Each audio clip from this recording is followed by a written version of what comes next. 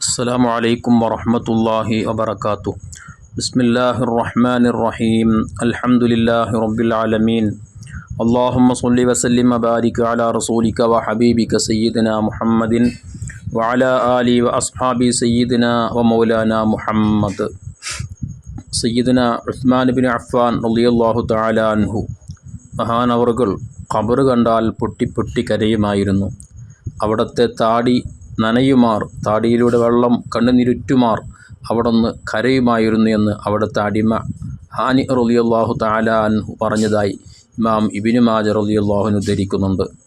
സയ്യിദുന ഉസ്മാൻ ബിൻ അഫ്ഫാൻ റളിയല്ലാഹു തആല അൻഹുവിനോട് ചോദിക്കപ്പെട്ടു, അല്ലയോ ഉസ്മാൻ തങ്ങളെ, നരകത്തെക്കുറിച്ച് സ്വർഗത്തെക്കുറിച്ചൊക്കെ ഇവിടെ പറയപ്പെടാറുണ്ട്, നിങ്ങൾ അത്തരം ക്ലാസ്സുകളിലൊക്കെ പങ്കെടുക്കാറുണ്ട്, അത്തരം വിഷയങ്ങളൊക്കെ കേൾക്കാറുണ്ട്. അപ്പോഴൊന്നും നിങ്ങൾ നരകത്തെക്കുറിച്ച് പറയുമ്പോൾ, അതിൻ്റെ ഭീകരമായ അവസ്ഥയെക്കുറിച്ചൊക്കെ പറയുമ്പോൾ നരകം നേരിട്ട് കാണുന്നൊരു അനുഭവം നമുക്ക് അനുഭവപ്പെടാറുണ്ട്. പക്ഷേ അപ്പോഴൊന്നും അങ്ങ് ഇത്രത്തോളം കരയാറുണ്ടായിരുന്നില്ലല്ലോ. പിന്നെ എന്തുകൊണ്ടാണ് ഖബർ ഇങ്ങനെ കാണുമ്പോൾ ഇങ്ങനെ പൊട്ടിക്കരയാനുള്ള കാരണമെന്ന് സയ്യിദുന ഉസ്മാൻ ബിൻ അഫ്ഫാൻ റളിയല്ലാഹു തആല അൻഹുവിനോട് ചോദിച്ചപ്പോൾ മഹാനവറുകൾ നൽകിയ മറുപടിയുണ്ട്. നബി സല്ലല്ലാഹു അലൈഹി വസല്ലം തങ്ങൾ പറഞ്ഞല്ലോ, അൽ ഖബ്റു അവ്വലു മൻസിലി മിൻ മനാസിലിൽ ആഖിറ. പാരത്രികമായ ലോകത്തെ വീടുകളിൽ ഒന്നാമത്തെ സ്റ്റേഷൻ അത് ഖബറാണ്. ആ ഖബറിൽ വല്ലൊരുത്തരും രക്ഷപ്പെട്ടാൽ അവിടുത്തെ ഖബറിലെ ചോദ്യത്തിന് വ്യക്തമായി ഉത്തരം പറയാൻ സാധിച്ചു. നമുക്ക് നൗമത്തുൽ അറൂസ്, നീ പുതിയാപ്പിൾ ഉറങ്ങുമ്പോൾ സന്തോഷത്തോടുകൂടെ ഉറങ്ങിക്കോ എന്ന് മറുപടി കേൾക്കാൻ ഒരാൾക്ക് സാധിച്ചു. അഥവാ ഖബറിലെ എല്ലാ അദാബുകളിൽ നിന്നും സംരക്ഷണം നൽകപ്പെട്ടു. ഖബറിൽ രക്ഷപ്പെടാൻ ഒരാൾക്ക് സാധിച്ചാൽ അതിനുശേഷം വരാനിരിക്കുന്ന മഹ്ശറയും അവിടുത്തെ വിചാരണയും സിറാത്തും മറ്റുമൊക്കെ വളരെ എളുപ്പമായിരിക്കുമെന്ന് മുത്ത് ഹബീബ് പഠിപ്പിച്ചിട്ടുണ്ടല്ലോ. എന്നാൽ വല്ലൊരുത്തനും ഖബറിലെങ്ങാനും രക്ഷപ്പെടാൻ കഴിയാതെ അവിടെ പതറിപ്പോയാൽ, അവിടെ എങ്ങാനും പരാജയപ്പെട്ടു പോയാൽ ശേഷം വരാനിരിക്കുന്ന ജീവിതം വളരെ പ്രയാസകരമായിരിക്കുമെന്നും മുത്ത് ഹബീബ് സല്ലല്ലാഹു അലൈഹി വസല്ലമ തങ്ങൾ നമ്മോട് പറഞ്ഞിട്ടുണ്ടല്ലോ. എന്നിട്ട് മഹാനായ ഉസ്മാൻ ബിൻ അഫ്ഫാൻ റളിയല്ലാഹു തആല അൻഹു പറയുന്നുണ്ട്, വഖാല റസൂലുള്ളാഹി സല്ലല്ലാഹു അലൈഹി വസല്ലം, മുത്ത് ഹബീബ് സല്ലല്ലാഹു അലൈഹി വസല്ലമ തങ്ങൾ പറഞ്ഞല്ലോ, മാ റഅയ്തു മൻളറൻ ഖത്തു ഇല്ലാ വൽ ഖബ്റു അഫ്ളഉ മിൻഹു. ഞാൻ കണ്ടതിൽ ഏറ്റവും ഭയാനകരമായ, ഏറ്റവും ഭീകരമായ സ്ഥലം, ഏറ്റവും പ്രയാസപ്പെട്ട സ്ഥലമെന്നുള്ളത് ഖബറാണ്.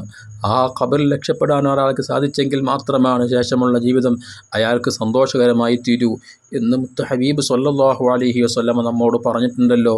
ഈ പാവപ്പെട്ട ഉസ്മാൻ ഖബറിൽ രക്ഷപ്പെടുമോ അതോർത്തുകൊണ്ടാണ് ഞാനിങ്ങനെ കരയാനുള്ള കാരണമെന്ന് സയ്യിദുന ഉസ്മാൻ ബിൻ അഫ്ഫാൻ റളിയല്ലാഹു തആല അൻഹു പറഞ്ഞു എങ്കിൽ സ്വർഗ്ഗം ഉറപ്പായും വാഗ്ദാനം ചെയ്യപ്പെട്ട സയ്യിദുന ഉസ്മാൻ ബിൻ അഫ്ഫാൻ റളിയല്ലാഹു അൻഹു അള്ളാഹു നൽകിയ ആയുസ്സും അതുപോലെ തന്നെ സമ്പത്തും ഒക്കെ ദീനിന് വേണ്ടി ഉപയോഗപ്പെടുത്താൻ വലിയ തൗഫീഖ് നൽകപ്പെട്ട സയ്യിദുന ഉസ്മാൻ ബിൻ അഫ്ഫാൻ റളിയല്ലാഹു അൻഹു മഹാനവറുകൾക്ക് ഈ ഖബറിൻ്റെ അവസ്ഥ കണ്ട് പൊട്ടിക്കരഞ്ഞുവെങ്കിൽ നമ്മുടെയൊക്കെ അവസ്ഥ എന്താണ്? നാളെ ഖബറിൽ പോയി കിടക്കേണ്ടവരാണെന്ന് യാതൊരു ബോധവുമില്ലാതെ തോന്നിയതുപോലെ ജീവിക്കുന്ന നാം ഖബറിൽ രക്ഷപ്പെടുമോ?